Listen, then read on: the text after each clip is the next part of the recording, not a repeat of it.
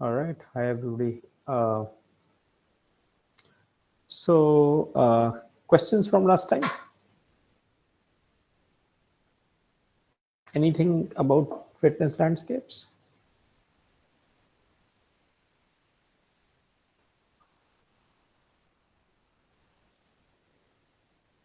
All right. Have you guys started reading the two papers?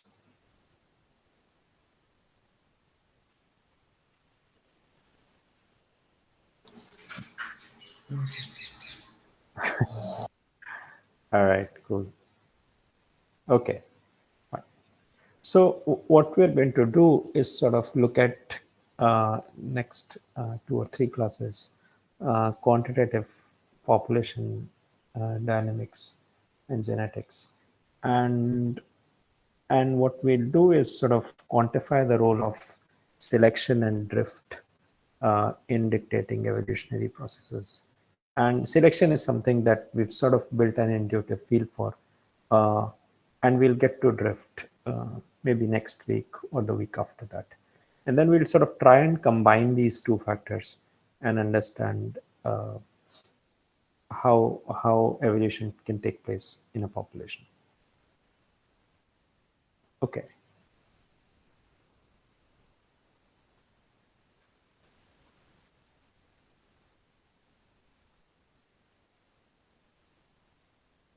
The idea is as follows. What I'll try and do today is sort of lay down some of the groundwork that's needed for development of this quantitative aspects of evolution. How many of you are not comfortable with calculus? If I write a simple differential equation, how many of you are not comfortable with that?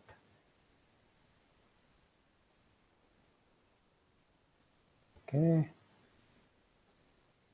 All right. Okay, fine. So I mean, we'll take it as slow as the slowest person in the class is comfortable with. Uh, but that is something that we will need. But don't worry about it. I'll try to make it as accessible as I can. All right. So this paper came out in 2009 from Hoppy Hofstrastrup at Harvard, and what they studied is this geographical location in Nebraska, where you have these regions which are formed, which are called sand hills, and obviously the terrain. So this is in a geological context, this is a region which has been formed fairly recently. I think the estimates are about 8,000 years or so. But and you have rodent populations living here. Now, this entire region is surrounded by a terrain where the soil looks like this. And this is a more recent happening, the terrain on the left. So, and what's found today is sort of that mice, rodents of this particular pigment color occupy these niches, whereas everywhere surrounding these Nebraska hills, where the soil is of this color, the rodent population is of this particular color. And if we imagine that to begin with, since this is a relatively new geological event that has taken place, formation of these sandhills, if we imagine that the entire landscape was occupied by a rodent population which looked like this, what do you imagine happened?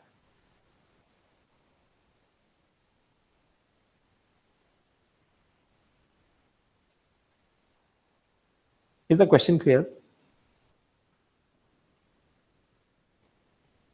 No, sir. Okay.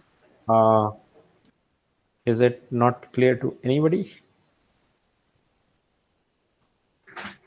Yeah, could you repeat it, please? Okay, sure. So the question is that this terrain is a relatively recent happening, at least as far as geological time is concerned. It's thought that this was formed around 8 to 10,000 years ago. This is in Nebraska. And the region which surrounds this particular terrain today is, is vast lands which have terrain like this. Okay? If we go there, if we go in Nebraska today and look at these two terrains, what we'll find is that wherever we have soil of this particular color, rodents of this color occupy uh, the area. But in these what are called Nebraska hills, sand hills, rodents of this particular pigmentation occupy the area associated with these sand hills. Since this is a relatively recent happening, we can imagine that before these sandhills were formed, the entire terrain looked like this. And it was occupied by rodents which had pigmentation of this particular color. Then, due to whatever geological change, these sandhills were formed. And then, what do you anticipate was the evolutionary process which led to this particular pigmented color uh, rodent replacing the original one that inhabited that area? Does that make sense? Yeah. Yeah. Okay. So tell me what you think. What would have happened?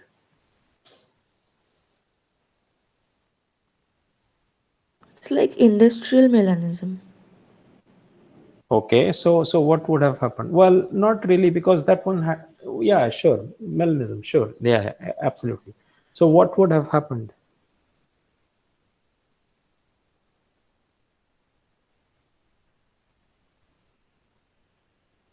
Anybody?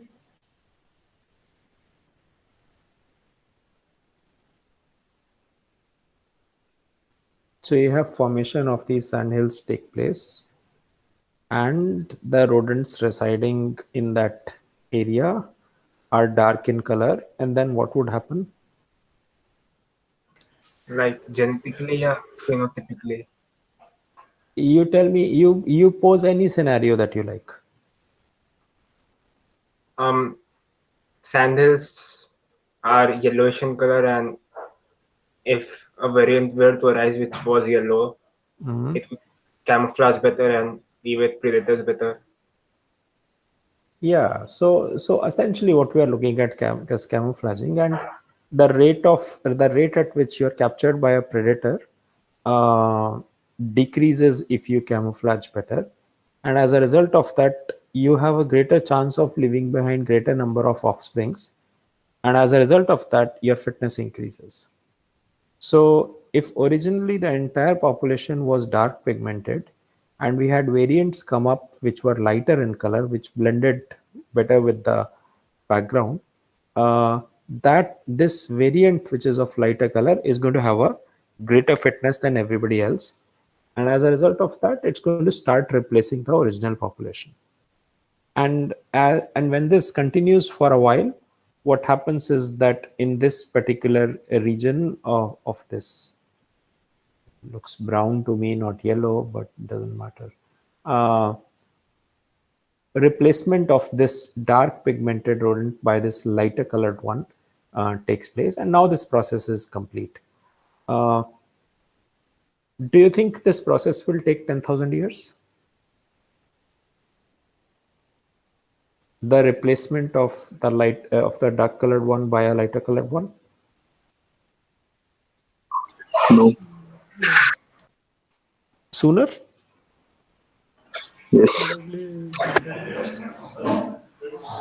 Why do you say so? Because the rodents generally reproduce at a higher rate. So in each new generation, the lighter color shade will survive. They Right. will predominantly cover the whole population in less So time. what you're saying is that since in a rodent population reproduction is really fast, the lighter colored one will on an average produce far more offsprings than a dark colored one in this sandhill region. And as a result of that, the replacement of dark by the lighter one will be fairly rapid. Does that make sense? Does that capture what you're trying to say correctly? Yes, yes, correct. Yeah. So what that means is that now we are going to now so far we've been talking about these concepts almost qualitatively, but we'll now try and quantify these quantities, these aspects. So in other words, what we are saying is that in this particular uh, ecological example that we are talking about, the advantage that a light colored variant enjoys, a light color variant of the kind that's shown in the image, enjoys over a dark colored one is extremely high. So the fitness differential between the two is very high, right? Does that make sense? Can we imagine a scenario where the color was sort of intermediate between dark and light, and the relative advantage would not be so high, right? We can all imagine that in our heads, right? If the soil color was not so light but wasn't so dark either, then we could imagine and if you were to leave these rodents in this area, then it might not be so clear that who's going to win and who's going to lose, because the camouflage is not perfect for either one of the two populations, right? Does that make sense? So Yes, sir. so what they did, fine. So we have some qualitative aspects of it that I guess intuition tells us that this process should not take place over thousands of years. It should be fairly rapid. Uh, and there are two times when we say that how long did it take before this replacement of this dark guy with this lighter guy was complete. There are two times associated with it. The first time is associated with the fact that how long do I have to wait before a variant of the lighter variety comes into the population? Because to begin with, everybody in the population is dark colored, and there is a certain waiting time for the right mutation. Mutations are happening all the time, but we have to wait for the mutation of the right kind, which leads to a lighter pigmented rodent come into being. So there is a waiting time associated with the arrival of the mutation. And once we have a variant of this nature, then there is another waiting time which is associated with how long does it take for this particular variant to be able to replace everybody in the ancestral population. And that is going to depend on what is the relative fitness advantage that this guy enjoys over the ancestral population. And that relative advantage is going to decide how fast is the replacement going to be. And then we are talking about the second time scale, which is how long did it take for this population to go from one individual to practically everybody in the population. So that's the second time scale, and these are the two time scales that we are going to try and understand in this quantitative framework that we are going to try and build up. Any questions with that?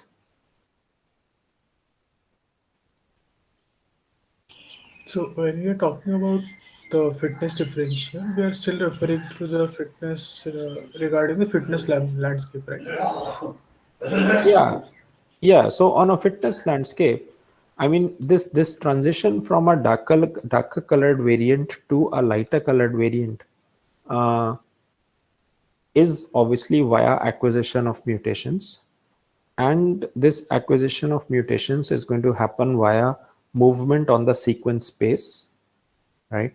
Uh, and this movement on sequence space is going to happen via acquisition of one mutation at each time. And as a result, when every time a mutation is acquired, which leads to a slightly lighter shade rodent being given birth to, you're moving up on the fitness landscape, right? Yeah. So that's the way we are going to visualize this, correct? All right. Any more questions, comments?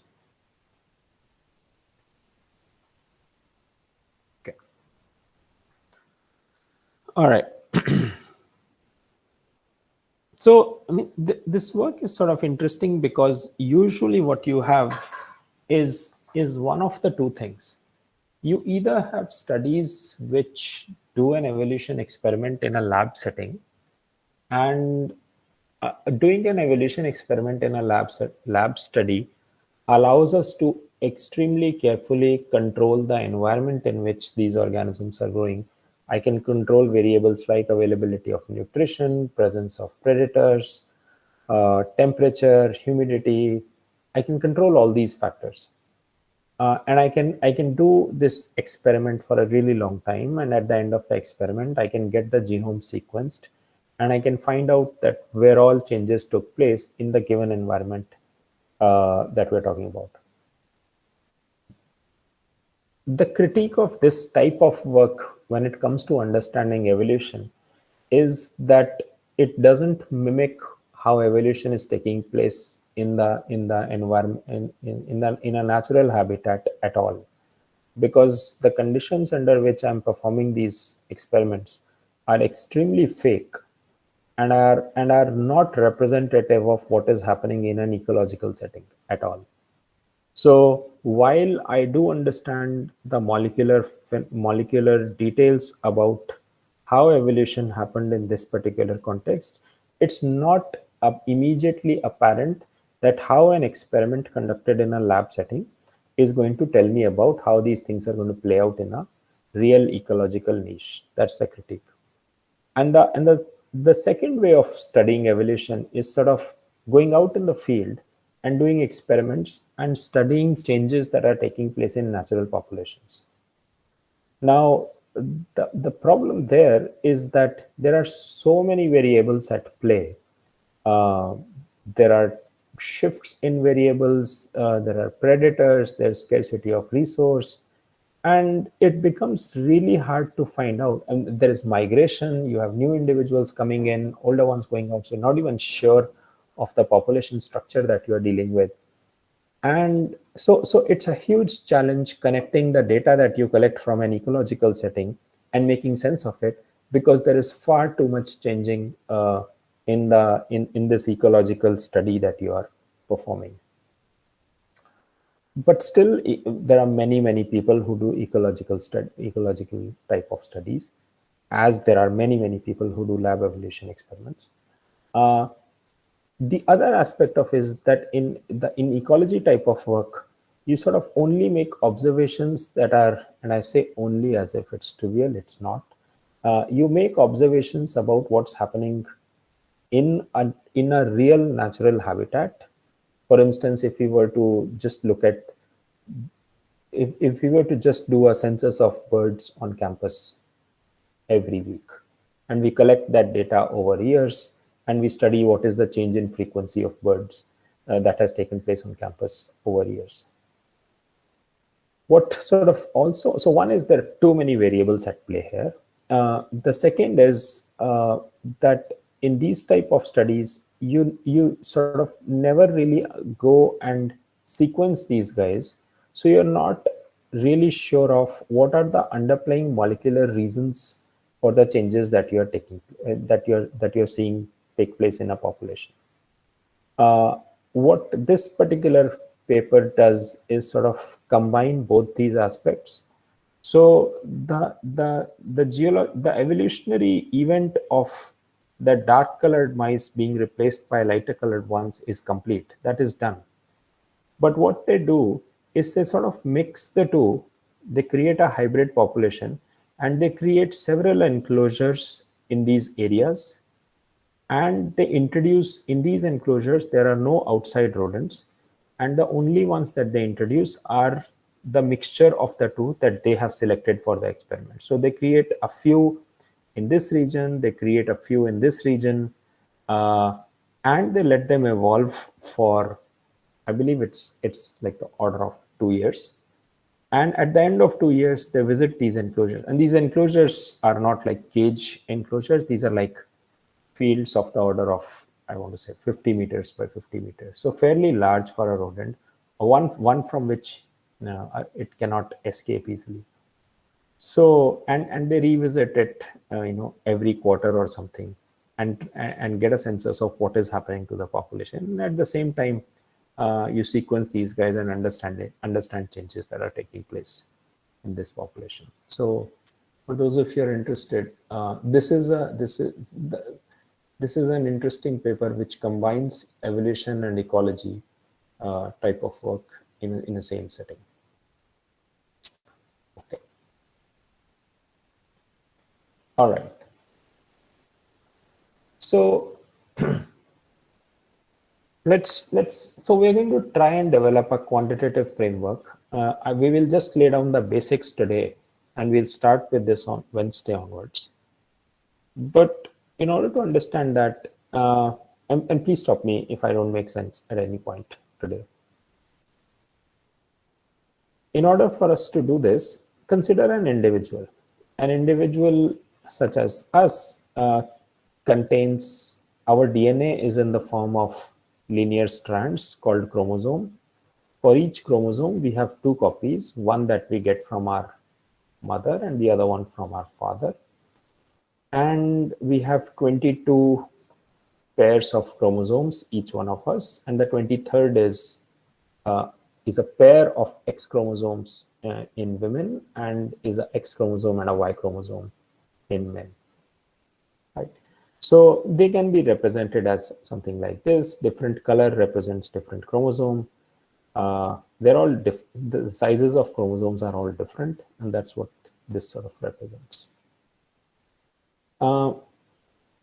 So this type of an individual is called a diploid individual because it carries two copies of each chromosome. So on this chromosome, maybe this is the locus.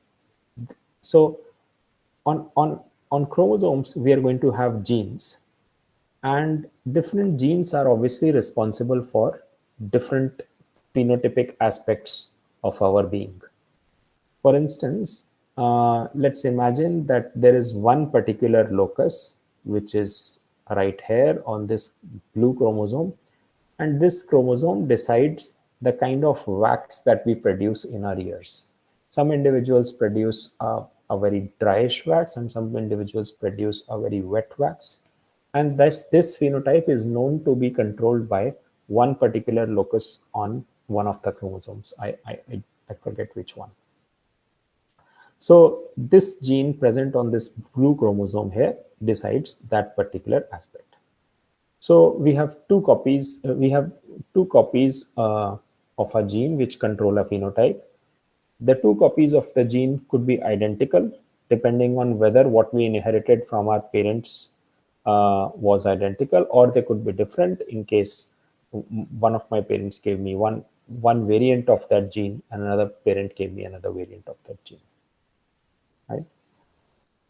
Of course, these genes are sort of quote unquote talking to each other. That means that we'll call each gene as one locus, and these loci don't act individually, but they are sort of dependent on each other. So the effect of this particular locus may well depend on what is present at this particular locus on another chromosome.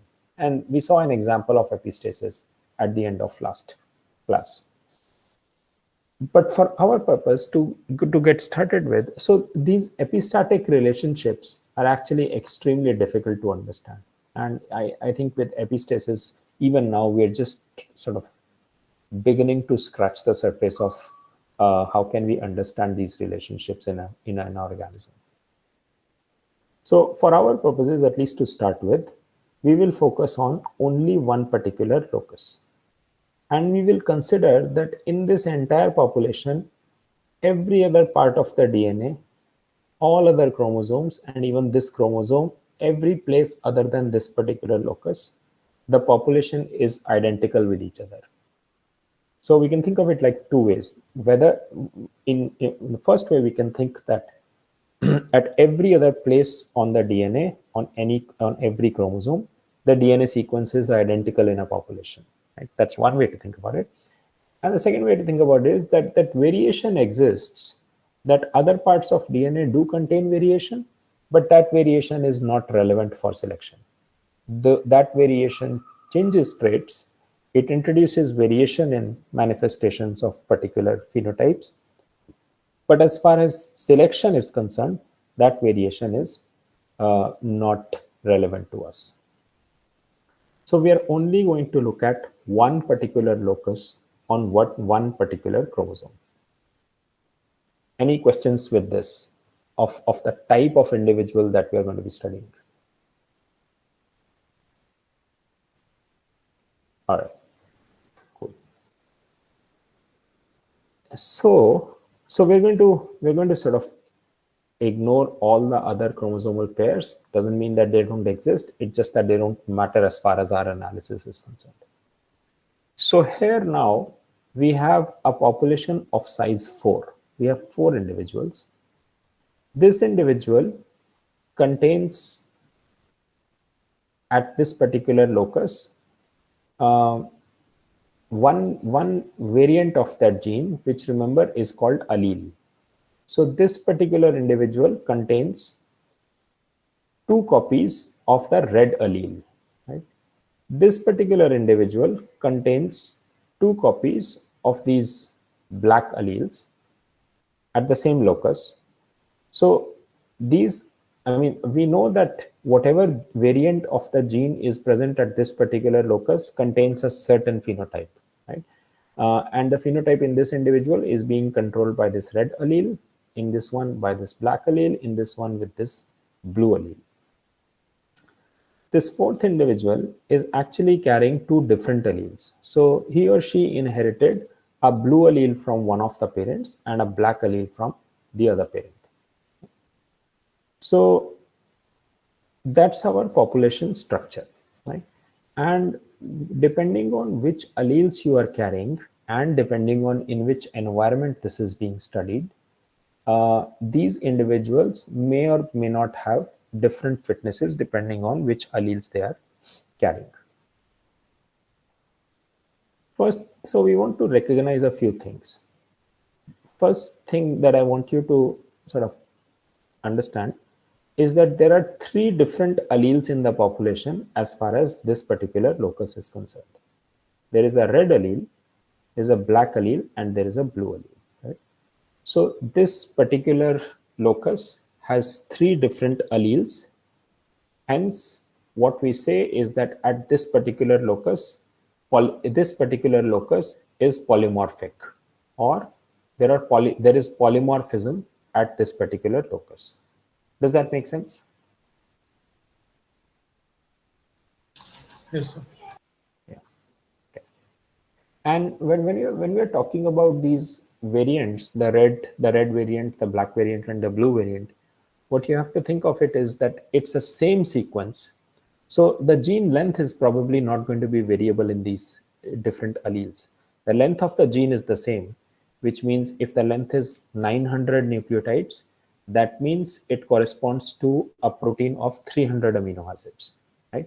So in all these 3 alleles that we are talking about, the length of the protein is going to be 300 amino acids in each one of them. Where it will be different is that some of the individuals will contain nucleotide changes. So one individual may contain AAA and another individual, so one of the triplets in these 900 may be AAA, but in another individual that AAA might have been changed to TAA. As a result of that, TAA is a stop codon, I think, GAA, right? So one individual has AAA, the other one has GAA. So as a result of that, in the amino acid chain that you have, one individual has one particular sequence of amino acids, but in this other individual, there is a change of one amino acid in this protein sequence. And as a result of that, that protein may function worse, of that protein variant may function the same as the original one, and or that protein might actually be doing better than the original one. So these alleles that we are mentioning are actually the same length, but just that it has different nucleotides, which may manifest into different amino acid sequence which may manifest into different functionality as compared to one another. So that's what we mean by alleles. So this population is, so there are 3 different alleles, and as a result of that, there is polymorphism in this population. The type of polymorphism that we discussed has a name, is called single nucleotide polymorphism. They're called SNPs for short.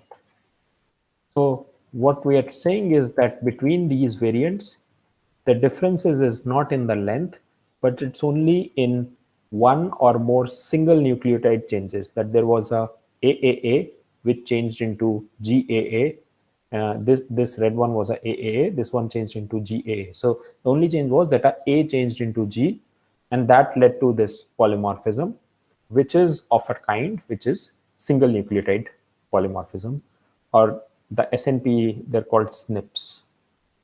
How many of you have heard of SNPs? How many of you have heard of the word SNP?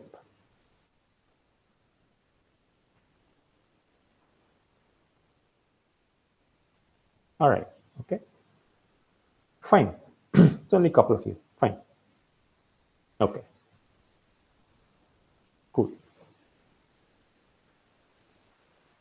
So you have SNPs, and these SNPs lead to different types of alleles that exist in the population. Fine. Now, 3 of these individuals are what are called homozygous.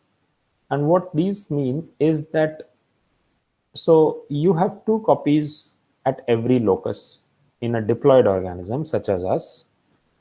So organisms which contain only 1 copy of the chromosome, which is bacteria, haploid yeast, they are called, well, yeast in a certain, bacteria are called haploids because they only contain 1 copy of the chromosome, because you only have 1 parent, and this 1 parent copies its DNA and passes it down. So you only have a single copy which is inherited from 1 parent. We, on the other hand, have 2 parents, so we get 1 copy each from each parent, and when we are diploid organisms. But you shouldn't think that there is only haploid and diploid. In plants, for instance, you inherit several copies from each parent. So it's biparental inheritance, but there are systems where you inherit 3 copies from 1 parent, 3 copies from other parent, and hence you are hexaploid. You are an hexaploid organism. And plant, so this phenomena of how many copies, excuse me, this phenomena of how many copies you inherit from each of your parents is called ploidy, and plants are extremely malleable at changing their ploidies. So 3 of the individuals are carrying the same allele on both copies of the chromosome, and these individuals are called homozygous. However, this 4th individual is different in the sense that it's carrying 2 different alleles at the same locus, and hence this individual is called a heterozygous as far as this particular locus is concerned. Any questions with this?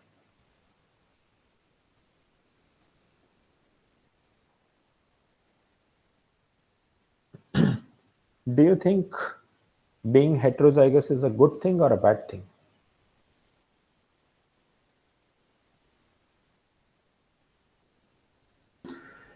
Bad thing. Why do you think so? Because in the next generation, the recessive characteristic might arise depending on the partner. Okay, fair. Other reasons? Excuse me. I think it's a good thing because it can like increase the fitness if you see. Why can it increase the fitness? Because it has like both the alleles, more number of alleles, so it gives more fitness in that way. Okay. Fine. This is, and any other thoughts regarding this?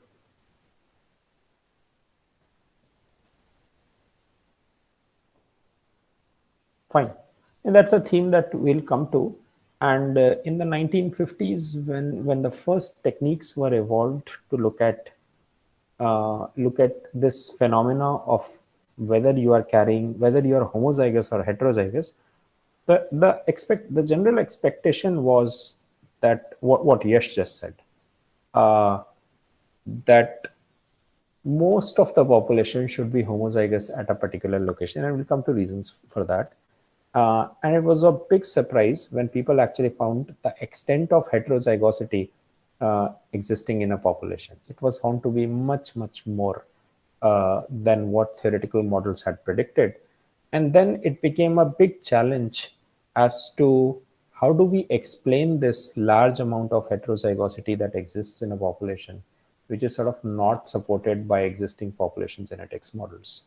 And I mean, it kicked off a fierce debate, which in many ways is still going on. And the challenge is to explain the diversity in sequence that exists in a population. But that's a theme that we'll come to. All right. So we're going to do the basics today. What is happening is, remember, we are only focusing on one particular locus and the alleles that exist there. For as far as we are concerned, every other place in the chromosome is identical to each other. So we have mutations taking place, and every time a mutation happens, a new allele is created. Right? We have an existing allele, and this individual copies its DNA to be passed on to the progeny, and while that's copying, it makes an error, and hence mutation adds to the diversity and creates a new allele. We saw that recombination also can add to the existing variation, because you could have recombination take place within a gene and hence create a new allele. A new allele in the population can also be introduced by just immigration, that we had an area and individuals were living there, but we have some more people join this population, and with them they brought certain alleles that didn't exist in that population.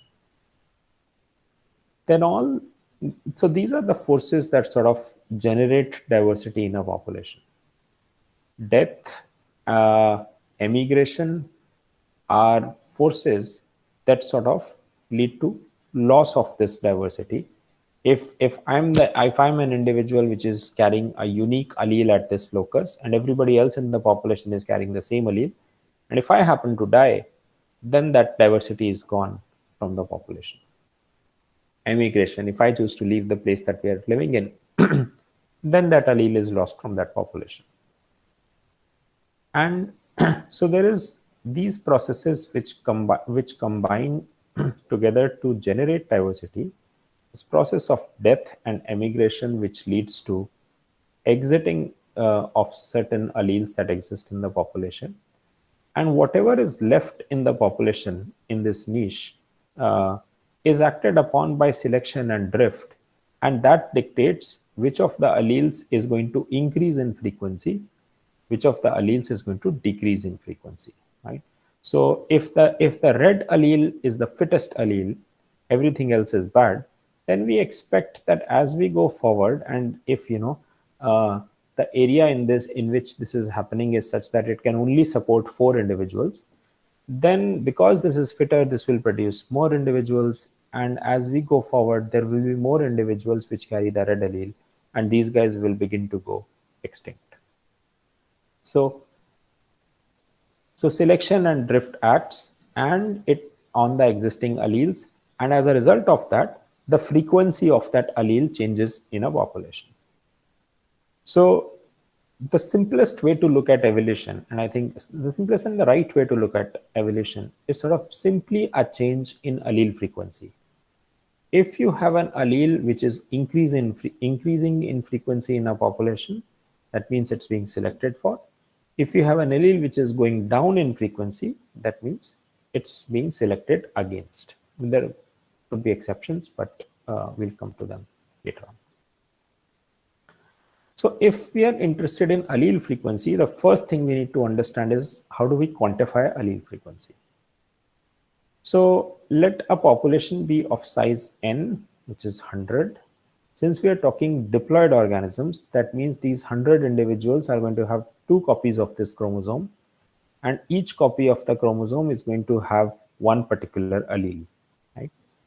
So we consider a specific place on the chromosome, let's say chromosome 3, there are 2 copies of a gene, and if in this population only 2 alleles exist, capital A and small a, which means the individuals can only be of 3 types, capital A, small a, and a heterozygous small a, capital A individual. That means the total number of gene copies at this locus in this entire population is 2n, because we have a diploid population 2n. And if number of copies of allele capital A in the population is 60, and this 60 could be present in any way. This could be just 30 individuals which are homozygous with capital A, or this could be 60 individuals which are heterozygous with capital A small a. We're not commenting on that just yet. But what this tells us is that the frequency of allele A in this population, P, is simply equal to how many copies of this particular allele were there, which was 60, divided by total number of gene copies at that particular locus, which is 200. So we get a allele frequency of capital A as 0.3. And since there are only 2 alleles in the population, the allele frequency of small a is simply equal to 140 by 200, which is 0.7, or just 1 minus allele frequency of capital A, which is 1 minus 0.3, we get 0.7. Does that make sense?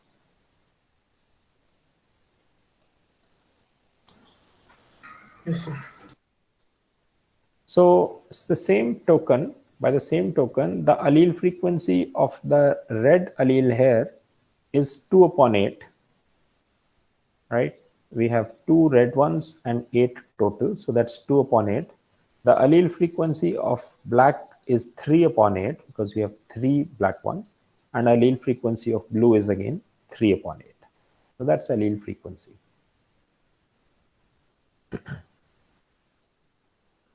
All right. Then when we talk fitness, we can consider 2 variants in a population.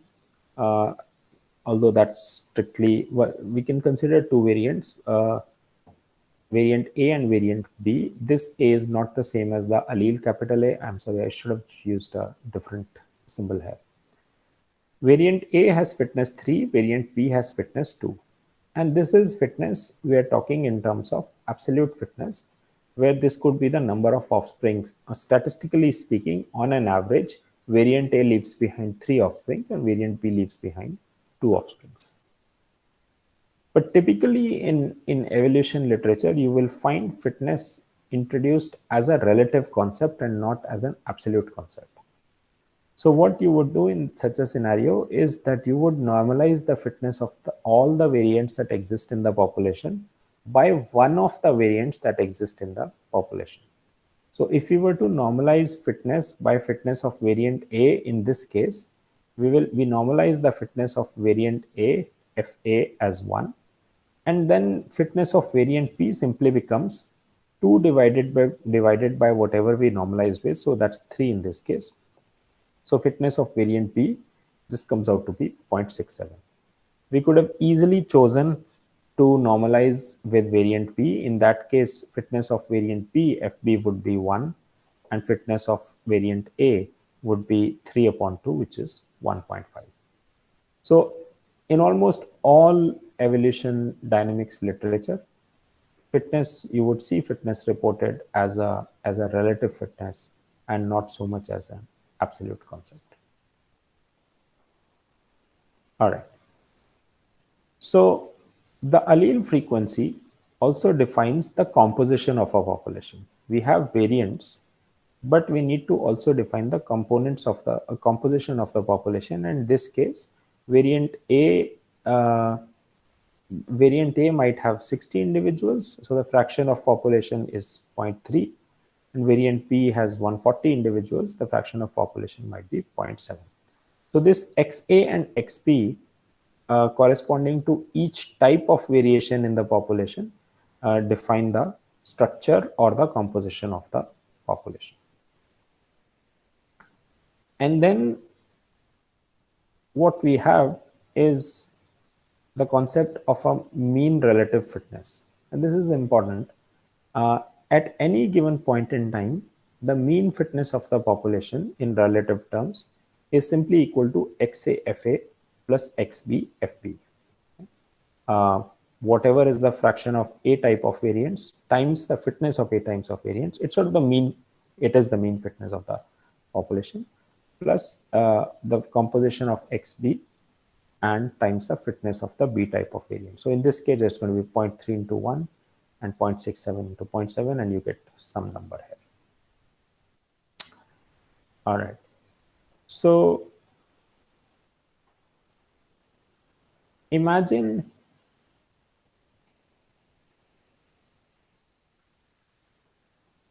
a allele come up in a population which is, so you have a population of 100 individuals. By mutation, you have one individual which has picked up a new mutation, and this new mutation doubles the fitness of this particular individual. So you have 99 individuals in the population now which are at fitness 1, and you have one individual which is at fitness 2. Let the population be carrying allele small a, and let this particular individual, because mutation can statistically only happen in one of the two alleles, this particular individual has a genotype small a capital A. So what is the allele frequency of capital A at this point?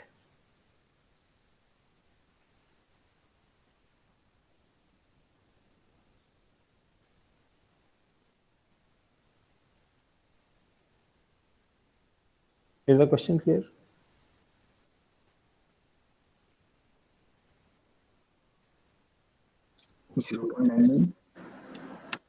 What was that?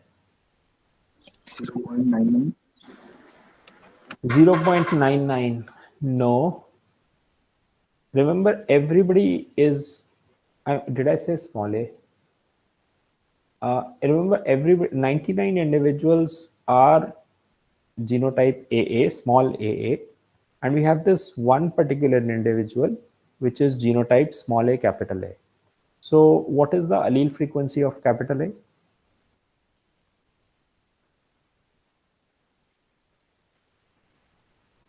One by four.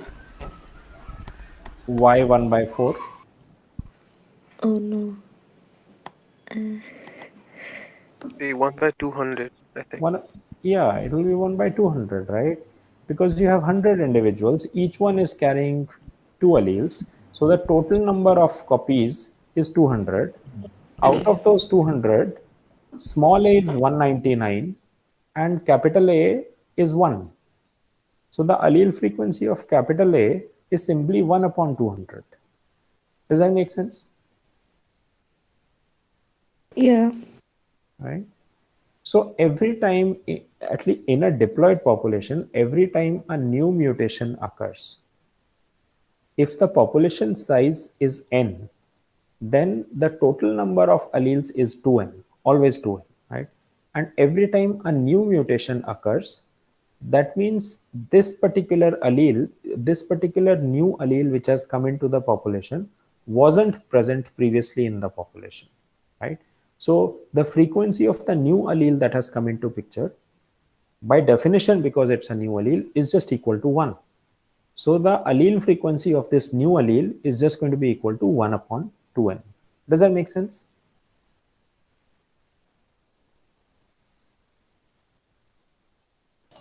Yes, sir. Yes, sir. All right. So now we have this individual, we have this scenario where A small a individual has fitness 1. A small a capital A individual has fitness 2. And let's imagine that later on, maybe there will be a capital A individual. That individual also has fitness 2.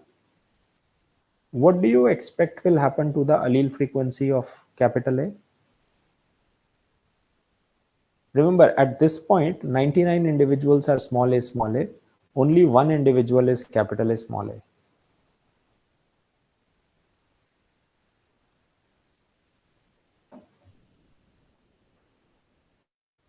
Is the question clear?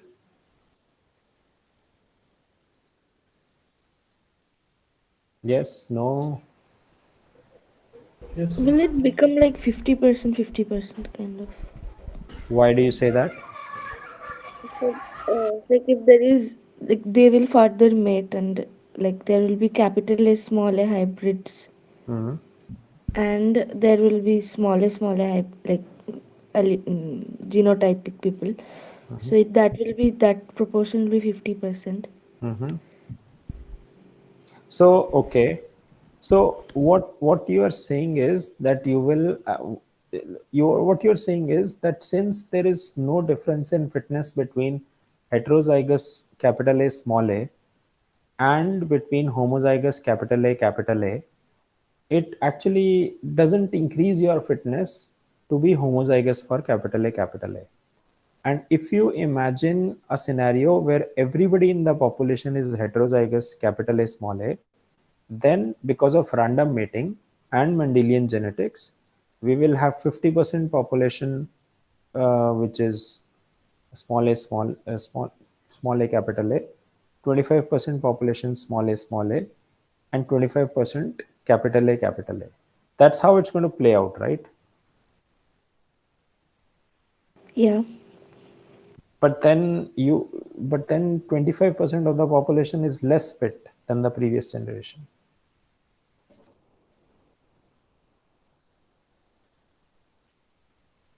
So do you guys think that the capital A allele will eliminate small a allele in this population?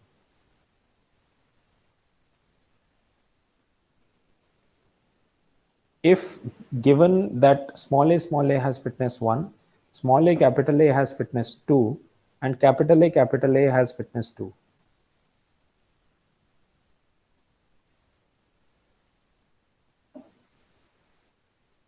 No, No, why do you say that? because you still have heterozygous individuals, Mhm. and since they have the same fitness, AA is not being, I mean, the capital A is not being chosen over capital A, small a. Yeah, fine. But will the equilibrium frequency of small a be 0.5? I think it would be 1/4. Why do you say that? Uh, I would argue that the frequency would be capital A, and capital A, small a is only the total population. Right. So But in that case, why do you say 1/4? You so don't know how many individuals are capital A, and how many are small a capital A, right? yeah, so because they're that is true, but because I thought that capital A, and capital A, small a are equally likely to be there in the population. They're equally fit, but we don't know if they're equally likely to be in the population, Yeah, right? So, right. I mean, it's questions like this that we're going to try and answer. That what happens to the fate of the small a allele should a capital A allele of the nature that we talked about come into the population? All right. In order for us to do that, we have to understand something called a selection coefficient. So let fitness of a variant, let this be the normal in population. Right? Populations are always changing, and even if we were to sequence, a small group such as us, like 13 people today, even if we were to sequence all of us, there will be many allelic variations between us. There will be allelic variations within us also, but definitely within us. But let's just randomly choose one such variation as the normal, and we will normalize everything with respect to this particular variant. So FA, let FA be the normal in this population, and let's imagine that a mutation event occurred and FB is the fitness of this new mutant. Then the selection coefficient of this mutation event that happened, we define a selection coefficient as the relative change in fitness that took place because of this population. Okay? And this is extremely important. We will use this all the time. Selection coefficient, should a mutation event happened which changed fitness from FA to FB, and FA and FB can be relative fitness or the absolute values of fitness. Typically, fitnesses are always used in a relative context. So what is the fractional change in fitness that took place as a result of this mutation is defined as the selection coefficient of a mutant. Okay? In this particular context, our FB mutant had a fitness 0.67, FA had 1, and if so the change that happened was minus 0.33. We divide that by the fitness of A by 1, and that gives us the selection coefficient associated with this particular mutation. Selection coefficient negative means that the mutation that we are talking about actually led to a decrease in fitness and is going to be selected against. But not all deleterious mutations are going to be treated equally.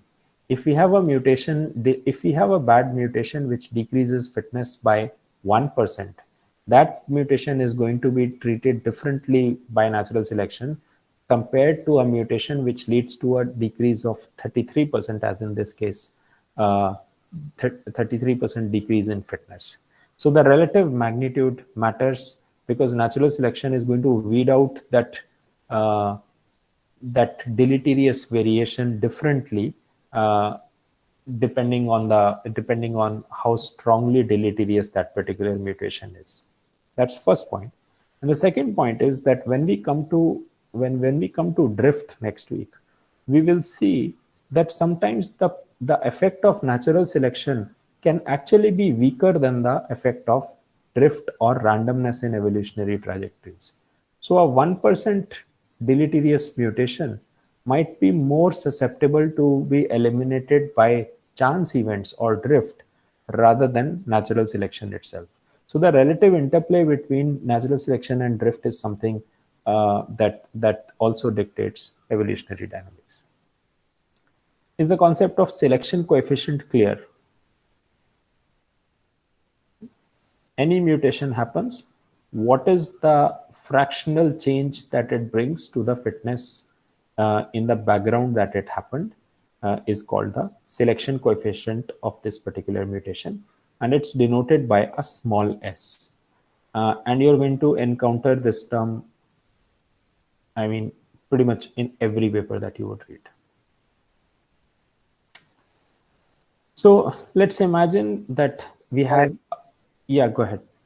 And I have a question. So when you say variant A here, do you mean phenotypic variant or the genotypic variant here? Let me answer that in a minute. Okay. Yeah. Let's say we have a wild type and ancestral. Again, normal in a genetic context makes very little sense.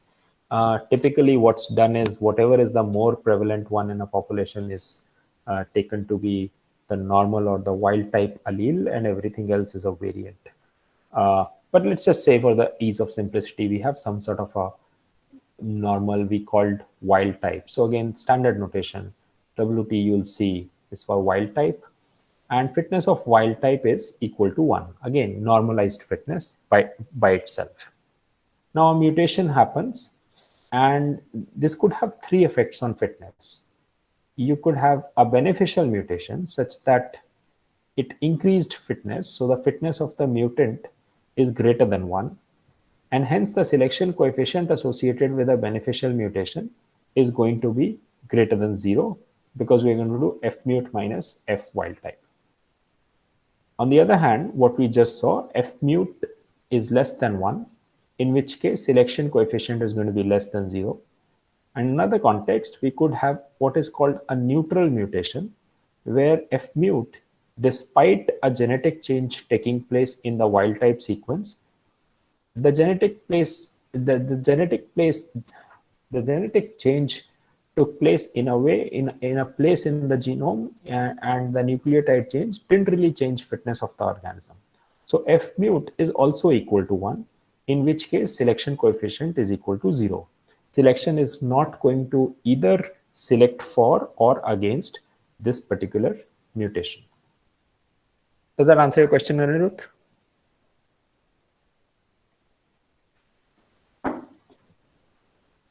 Yeah. Right? So selection doesn't care for the genotype. Selection is only going to act on the phenotype, right?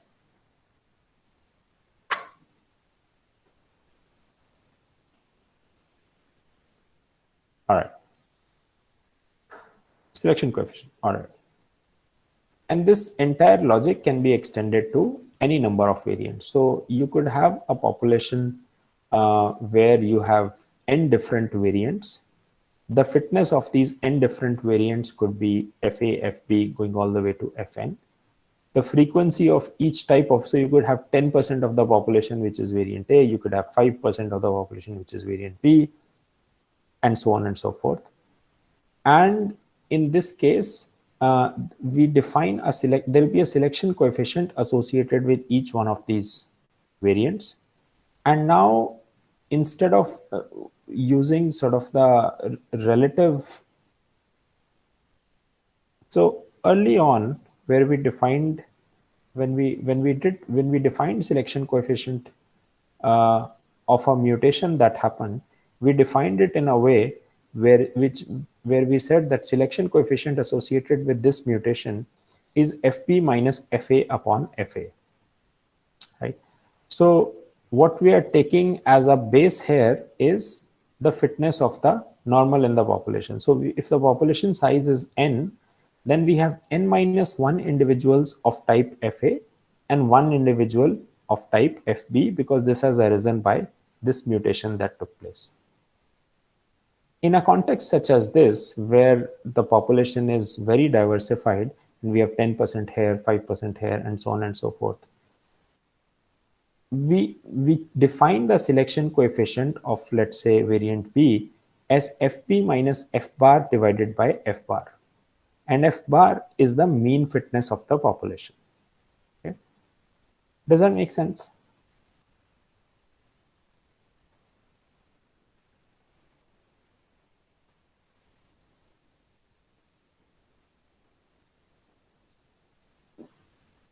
Is the so a natural question that can arise at this moment is that why are we using F bar here and not F bar here? Is that question, does that question make sense? Yes, sir. Yeah. So the reason for not using F bar is, technically we should be using F bar here also. But think about it, that if we have, if we are defining selection coefficient here in a context where there are n minus 1 individuals of this kind and 1 individual of this kind, right? So when we define F bar, the F bar is going to be n minus 1 upon n into XA into FA. Let me just write this down. Sorry, I should have taken care of this. So I don't even know how to do this.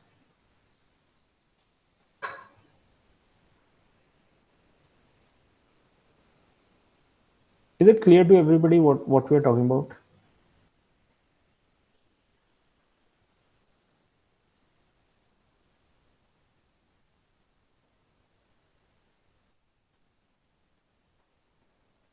Right? This is the formula for the mean fitness. But in this particular context, in this particular context, we are saying that n minus 1 individuals are of this kind and only one individual is of this kind. And if we imagine this to be a bacterial population, then mean fitness is just going to be n minus 1 by n times Fa plus 1 upon n into Fp. Does that make sense? Yes. Right? But now bacterial populations are typically very, very large, of the order of 10 power 9 or 10 power 10 easily. Now, if that is the case, then this quantity is essentially going to be equal to 0 because the denominator is so large. And even if this was a beneficial mutation, the change in fitness is not going to be more than a few percentage points. So this is maybe best case, this is 1.0 times 1.05 times Fa, 5% advantage. But when we compare it to the relative size of the population, this actually comes out to be 0. And what we say is that this is typically just equal to Fa. So for that reason, when we are talking of large populations and the number of variants is very small, then we just use basically whatever is the predominant variation in the population and not use F bar. But technically this should be F bar here also. Does that make sense? Or not make sense?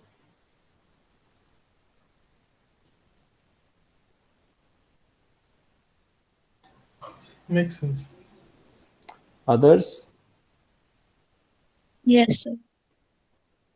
Okay. All right. So that's that. So now we know that there could be different types of relationships between the two alleles in an individual. That so for the one locus that we are considering for our population, we could have, if there are two different alleles in the population, we could have three different genotypes in the population. Let the phenotype be, let the phenotype for AA be P subscript AA, PAA. Let the phenotype for the other homozygous individual be P small aa, and let the phenotype for the heterozygous individuals be defined as PAA minus K times the difference between the two. This K is really important. What can we say? If K is 0, what does that mean? If K is 0, it means that the heterozygous individual's phenotype is the same as the homozygous capital AA individual's phenotype. And in that case, it almost doesn't even, not almost, it doesn't make any difference whether an individual is carrying one capital A or two capital A alleles. And in such a context, when K is equal to 0, we say that A is completely dominant over small a. Okay. On the other hand, if K is between 0 and 0.5, then what we are saying is that the phenotype of this particular individual is closer to PAA, but is less than PAA, but is greater than P small aa. In that case, A is said to be partially dominant over small a. If K is equal to exactly 0.5, then the phenotype of this individual lies exactly at the halfway point between these two individuals. If we put this equal to 0.5, and then we say that there is no dominance relationship that exists between capital A and small a. And similarly, you have the other two cases where you could have small a being partially dominant. This should be a capital A. You could have the other two cases where small a is partially dominant over capital A, or small a is completely dominant over capital A. This is a minor comment that I think I will just skip for now. So depending on what is happening here, imagine that K is equal to 0. If K is equal to 0, then This relationship here is between the genotype and the phenotype, the physical manifestation, let's say height, for instance. From here, we want to go to the relationship between genotype and fitness. If k is equal to 0, then automatically it should mean that the fitness of AA genotype has to be the same as the fitness of capital A small a heterozygous individual. Right? If k is equal to 1, then the fitness of the heterozygous individual has to be the same as fitness of the homozygous small a individual. So from here, depending on the value of k, we want to get into the we want to get into understanding the relationship between genotype and fitness, and that relationship is captured via something like this. That if we imagine that capital A phenotype confers a fitness 1 and small a confers a fitness 1 minus s, where now this s becomes the selection coefficient via which selection is acting against the homozygous small a individual, then the heterozygous the fitness of the heterozygous individual is defined by 1 minus hs, where h is defined as the heterozygosity coefficient. If h is 0, right, that corresponds to a scenario where AA, the fitness of small a capital A, is the same as the fitness of capital A, which would be the case when k was 0, right, where A is completely dominant over small a. If k was 0.5, then h would be 0.52, because the phenotype is in the middle of this and the fitness would be in the middle of the phenotype as well. And you could have such relationships between the two homozygotes and the heterozygous individual in the population. Does this make sense?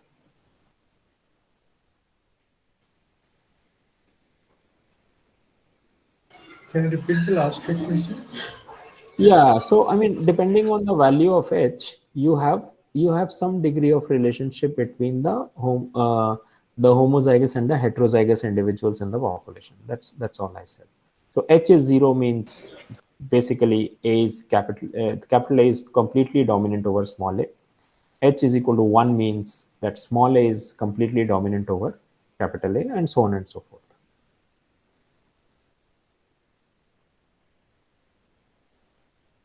Right? So here is how a population dynamics trajectory is going to look like.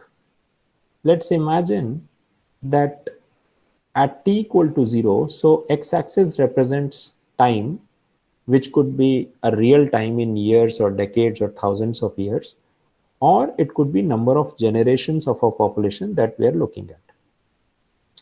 Y-axis is frequency of an allele, and in this case we are going to be interested in looking at a frequency of allele capital A. At t equal to 0, before t equal to 0, the allele capital A was absent from the population. Nobody was carrying it. Everybody was carrying allele small a. And since we are talking of frequency of allele, we can only go from 0 to a maximum of 1. At t equal to 0, we have one individual which acquires a mutation and hence has one copy of allele capital A. Hence, at t equal to 0, the allele frequency of capital A is 1 upon 2n, which is sort of this denoted by this, and the frequency of allele small a and every other allele that might be there in the population is from this 1 by 2n to 1. So 1 minus 2n is the frequency of allele small a, and 1 upon 2n is the frequency of allele capital A. Added together, they give you allele frequency of 1. Does that make sense?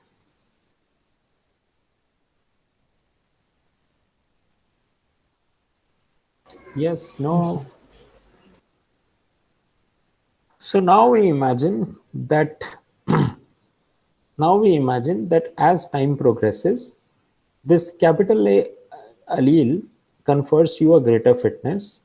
Maybe it's a dominant allele, which means H is equal to 0. We don't have any AA individuals yet, but now we have a scenario where the remaining n minus 1 homozygous small a individuals are growing at at fitness 1 minus s, but we have one individual which is heterozygous AA, which is growing at fitness 1, because H is equal to 0 in this particular dominance relationship.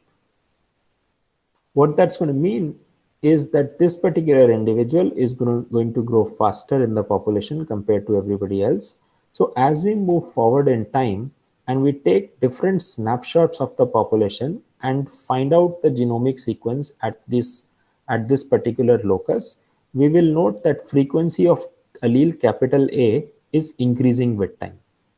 When we come to this particular time, the frequency of this new allele, capital A, has increased from 1 by 2n to 0.4, whereas the frequency of allele small a has shrunk to 0.6, starting from 1 just before t equal to 0.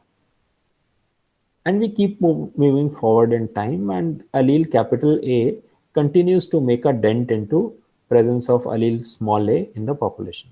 So again, this is standard representation which you will see in all literature, that as you move forward in time, basically this height is decreasing, which corresponds to frequency of allele small a, and this height is increasing, which corresponds to frequency of allele capital A.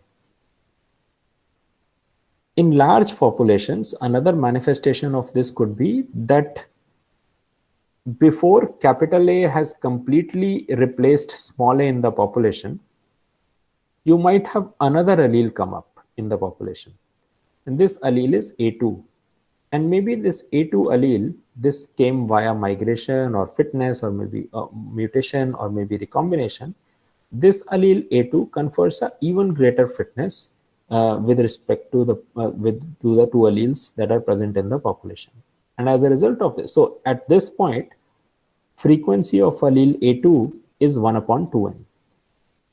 Frequency of allele capital A is this height minus this height, and this height is 1 upon 2n. So this particular vertical distance is the frequency of allele capital A, and this particular vertical distance is the frequency of allele, the small a allele.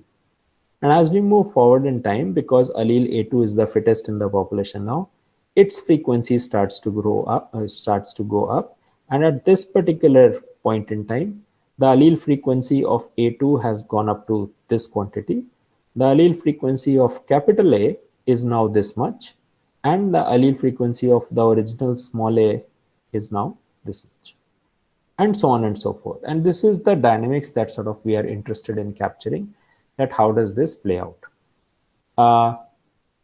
Remember that before t equal to 0, when there was no other allele present, there was no polymorphism in the population with respect to this particular locus. Polymorphism in the population started with the arrival of this allele capital A, and throughout this region, up until this point, the population was polymorphic with two alleles existing in the population at that particular locus. In this later window, the population is again, of course, polymorphic, but now there are three different alleles. And three different alleles are going to lead to how many genotypes?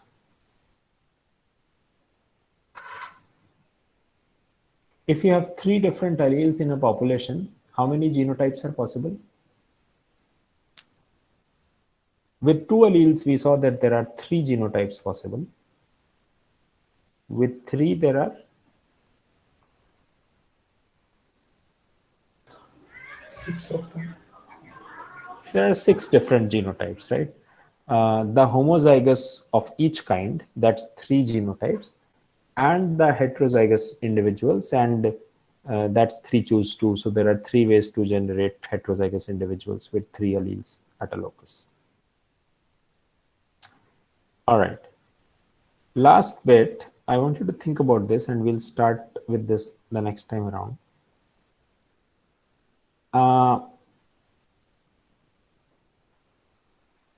Let's say that at this point allele capital A arose, right? This is frequency of an allele, so the frequency of capital A is 1 upon 2n at 1 upon 2n at this point. Let's imagine a situation where the small a has fitness 1, capital A small a, and this guy, because this allele just came into being, this allele is present in a heterozygous individuals, capital A small a. The fitness of small a capital A is 2, and the fitness of capital A is 3. Okay. I think, do you guys all agree that in such a case, capital A will completely replace small a?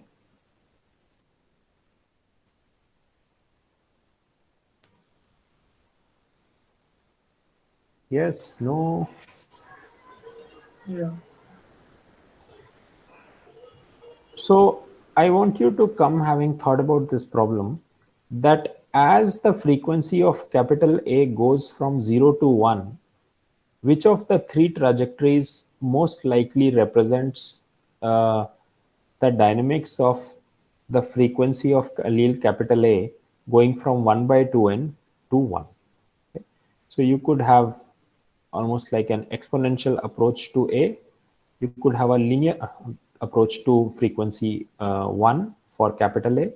You could have a linear approach, and you could have a sigmoidal approach to to frequency of allele capital A equal to 1.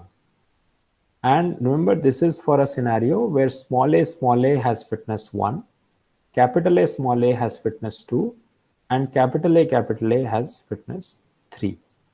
And that's the problem that we'll start with on Wednesday. But on Wednesday, before we get into that, I would like to briefly discuss the two papers that we looked at, and possibly what could be happening there. All right, questions?